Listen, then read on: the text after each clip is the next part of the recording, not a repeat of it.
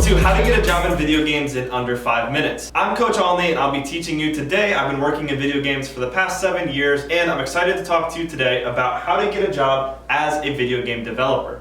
Now the first thing to understand is if you're searching for a job as a video game developer, you might be misled because this isn't actually a technical job. More so, this is a title that covers the suite of people who work on a video game. What you're actually looking for is not a developer, but a video game programmer. Now, video game programmers are the people who write the code that really bring a video game to life. Now, if that's not the job you're looking for, there's a suite of other jobs under the video game development umbrella, including animation, 3D design, graphics, all sorts of things that we'll be doing videos on in the future. But today, we're going to be focusing on video game programmers.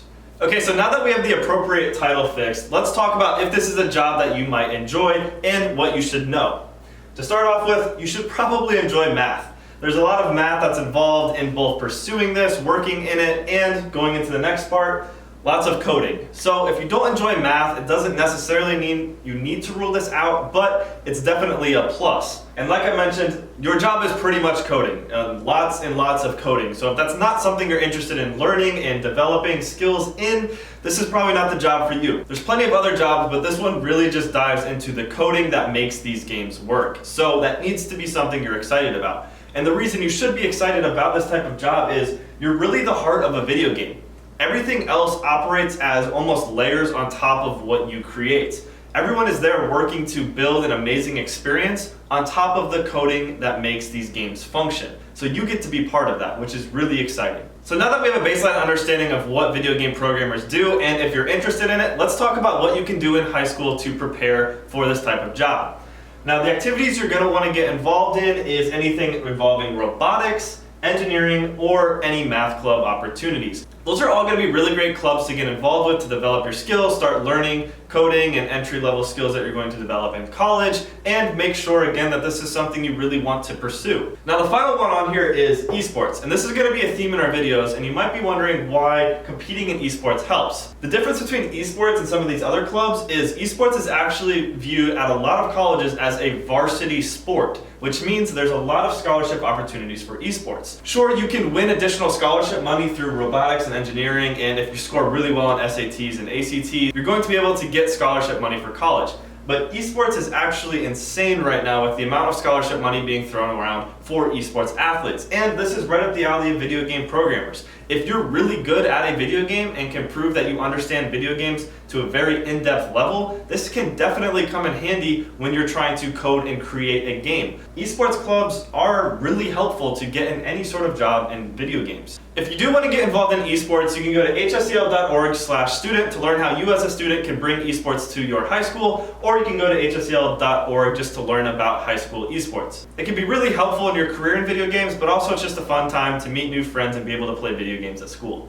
Alright, so the next step in your journey to becoming a video game programmer is college. So let's talk about what majors you're going to be looking for in college. Now the two major ones are going to be computer science and software engineering, or really any major that combines math, coding, and data analysis. Those are going to be the really big ones that you're going to want to hit on in your degree, and you can research schools that emphasize in video games and video game development. Even some schools have video game development clubs, all of which would be an amazing opportunity for you to actually start getting some real-world experience and learning, but typically these are the majors that employers are looking for. So now that we understand the basics of video game programming and what you can go to college for, we need to understand how you can prepare for a career as a video game programmer. So there are a couple things you need to focus on during your time in high school and college. The first one is building a portfolio. Now this may sound like an art student thing, but it's really relevant for honestly most jobs nowadays. Most employers nowadays really want to know what experience you have and what you can do for them, which is where a portfolio comes in.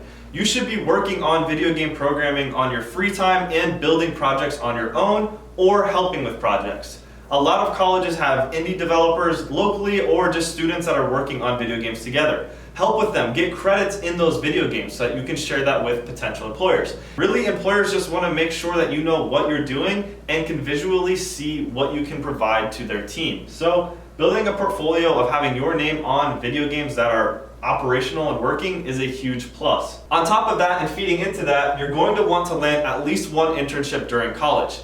Just going to college and getting your degree does not guarantee you jobs anymore. So you need to be really smart with what you're doing during your time. And if you're taking a summer off just to hang out with friends, that's really going to hurt you down the road. Those summers should be used for internships and opportunities to work on video games. And it's really going to help you to land those internships if you already have a portfolio developed or in the works. If you've done both of those things, you're now getting ready to graduate college.